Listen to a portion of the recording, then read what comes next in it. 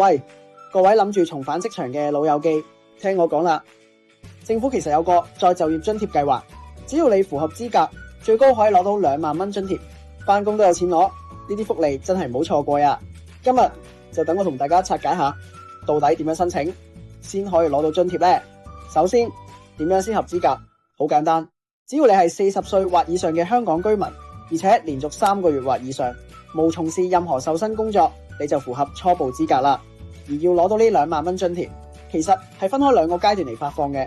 第一階段就係你入職之後，連續做滿6個月全職工作，政府就會先發放1萬蚊獎勵俾你。而第二階段呢，就係你再做多6個月，即係前後加埋做夠1年啦，就會再發放多1萬蚊，加埋總數就係2萬蚊啦。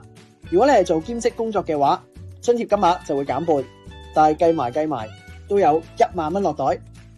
至於申請方法，你可以去勞工處個再就業計劃專頁直接填表，或者直接去就近嘅就業中心直接申請都可以。不過記得呀，你一定要喺到新工之前登記咗先。如果你返咗工先至去登記，咁就唔合資格，攞唔到津貼啦。